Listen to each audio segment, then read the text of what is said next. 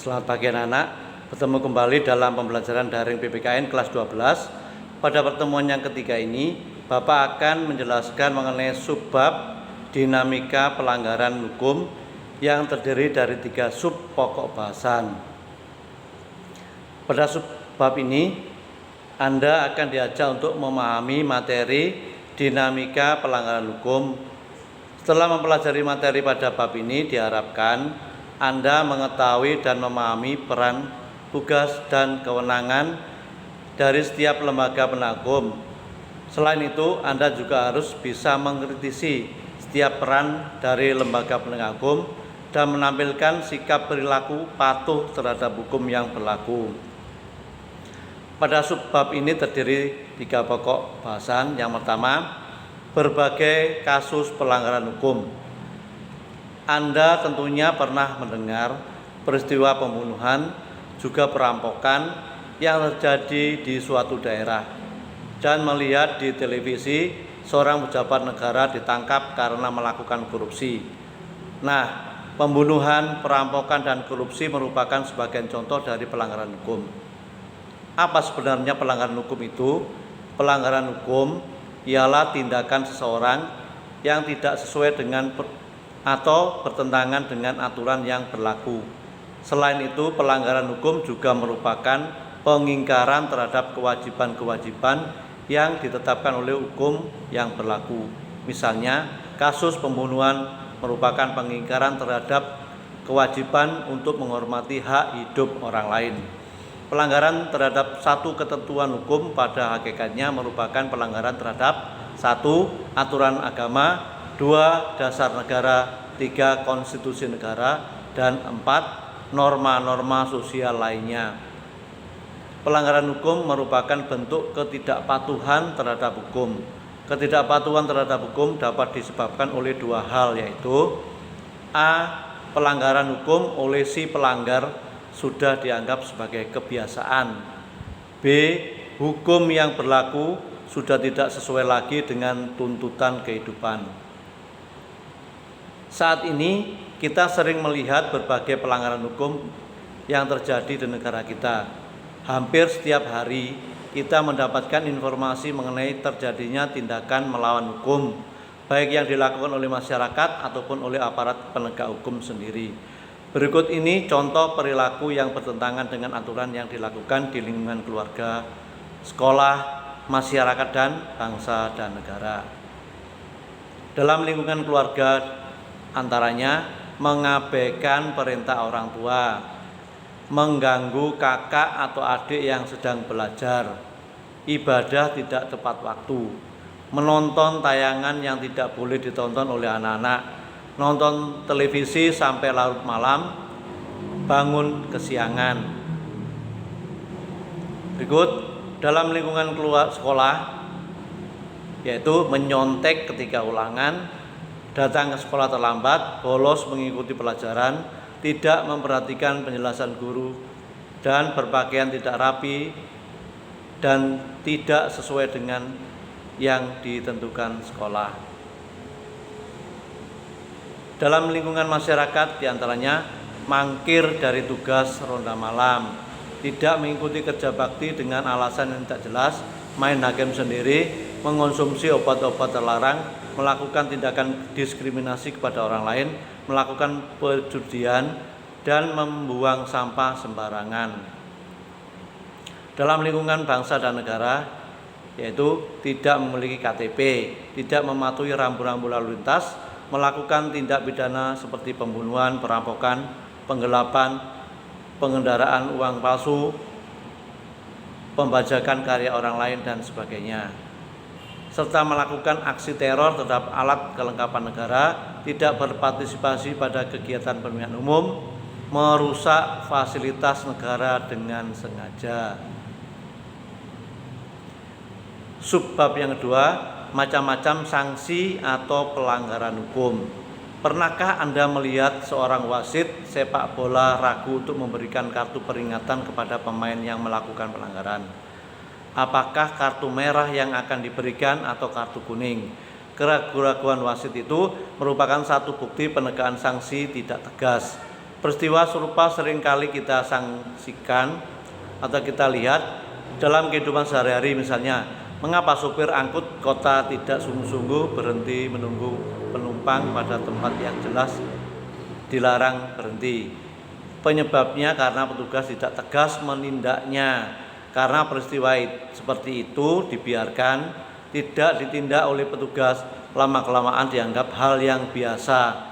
Dengan kata lain, jika suatu perbuatan dilakukan berulang-ulang, tidak ada sanksi, walaupun melanggar aturan, akhirnya perbuatan itu dianggap sebagai norma, seperti kebiasaan sopir angkut kota tadi. Karena perbuatan itu tidak ada yang menindak, akhirnya menjadi hal yang bisa disengaja. Hal yang sama bisa juga menimpa Anda. Misalnya, jika para siswa yang melanggar tata tertib sekolah dibiarkan begitu saja tanpa ada sanksi tegas, esok lusa pelanggaran akan menjadi hal yang biasa. Perilaku yang bertentangan dengan hukum menimbulkan dampak negatif bagi kehidupan pribadi maupun kehidupan bermasyarakat. Ketidaknyamanan dan ketidakteraturan tentu saja akan selalu meliputi kehidupan kita jika hukum sering dilanggar atau ditaati. Untuk mencegah terjadinya tindakan pelanggaran terhadap norma atau hukum, dibuatlah sanksi dalam setiap norma atau hukum tersebut. Sanksi terhadap pelanggaran itu amat banyak. Sifat dan jenis sanksi dari setiap norma atau hukum berbeda satu sama lain. Tetapi dari segi tujuan sama, yaitu untuk mewujudkan ketertiban dalam masyarakat. Berikut ini sanksi dari norma yang berlaku di masyarakat. Sanksi norma hukum adalah sangat tegas dan nyata. Hal tersebut mengandung pengertian sebagai berikut. Yang pertama, tegas berarti adanya aturan yang telah dibuat secara material, telah diatur dalam peraturan perundang-undangan, misalnya diatur dalam pasal 10 KUHP. Ditegaskan bahwa sanksi pidana berbentuk hukuman yang mencakup 1. Hukuman pokok yang terdiri A. Hukuman mati, B. Hukuman penjara sementara waktu setinggi-tingginya 20 tahun dan sekurang-kurangnya 1 tahun. B. Hukuman tambahan yang terdiri atas pencabutan hak tertentu, perampasan atau penyitaan barang, pengumuman keputusan hakim. Yang kedua, nyata, berarti adanya aturan yang secara material telah ditetapkan kadar hukuman perbuatan yang dilanggarnya. Menurut pasal 333 KUHP menyebutkan, barang siapa sengaja merampas nyawa orang lain diancam karena pembunuhan dengan pidana penjara paling lama 15 tahun. Sanksi hukum diberikan oleh negara melalui lembaga peradilan. Misalnya dengan cemoohan, dikucilkan dari pergaulan, bahkan yang paling berat diusir dari lingkungan masyarakat setempat. Melanggar aturan ada satu jenis sanksi lain, yaitu sanksi psikologis. Sanksi psikologis dirasakan dalam batin kita sendiri. Jika seseorang melakukan pelanggaran terhadap peraturan, tentu saja dalam batinnya ia merasa bersalah. Selama hidupnya ia akan dibayang-bayangi kesalahannya.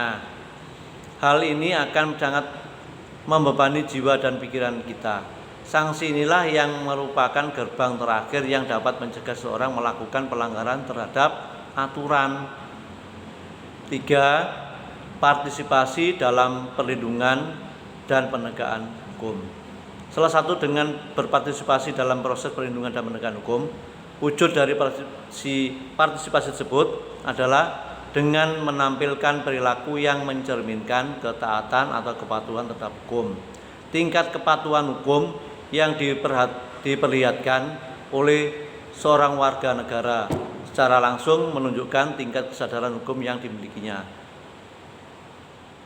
Mengandung arti bahwa seseorang memiliki kesadaran untuk memahami dan menggunakan peraturan perundang-undangan yang berlaku, mempertahankan tertib hukum yang ada, kemudian menegakkan kepastian hukum.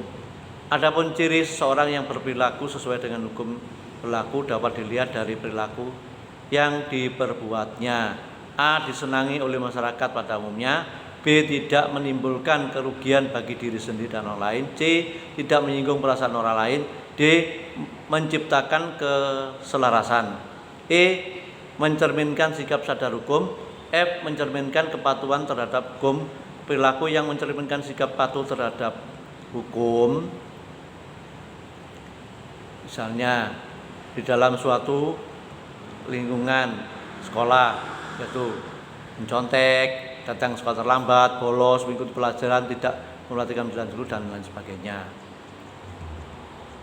Itulah aturan-aturan yang melanggar ketentuan hukum di lingkungan sekolah, masyarakat, dan bangsa dan negara. Kemudian kita lanjutkan mengenai partisipasi tadi. Jadi tampilan dalam kehidupan sehari-hari baik di lingkungan keluarga, sekolah, masyarakat, bangsa dan negara sebagai bentuk perwujudan partisipasi juga. Sebagai contoh, partisipasi di dalam kehidupan di lingkungan keluarga, mematuhi perintah orang tua, ialah ibadah tepat waktu, menghormati anggota keluarga, ayah dan ibu. Dalam kehidupan lingkungan sekolah, menghormati kepala sekolah, guru, karyawan lainnya, memakai pakaian seragam yang telah ditentukan, tidak menyontek ketika ulangan, memperhatikan penjelasan guru, mengikuti pelajaran sesuai dengan jadwal yang berlaku. Kemudian dalam kehidupan di lingkungan masyarakat, melaksanakan setiap norma yang berlaku di masyarakat. Misalnya tugas jaga malam, ikut serta dalam kegiatan kerja bakti, menghormati keberadaan tetangga di sekitar, mau peduli, dan tidak melakukan perbuatan yang menyebabkan kekacauan di masyarakat seperti tawuran, judi, mabuk-mabukan, dan sebagainya. Kemudian membayar iuran warga. Terus dalam kehidupan lingkungan bangsa dan negara, bersikap tertib ketika berlalu lintas di jalan, memiliki KTP, memiliki SIM, ikut serta dalam kegiatan pemilihan umum. Itu penting. Banyak orang yang golput. Itu masalah salah. Jadi dalam hal ini melanggar suatu kewajiban, yaitu tidak mengikuti pemilu. Membayar pajak, membayar retribusi parkir. Itulah hal-hal yang harus kita patuhi terhadap pelaksanaan di dalam ketentuan hukum yang berlaku. Demikianlah penjelasan submateri dinamika pelanggaran hukum. Tugas selanjutnya meringkas dari tayangan video di buku catatan. Sekian pembelajaran untuk hari ini. Atas perhatian dan waktunya diucapkan terima kasih. Selamat pagi.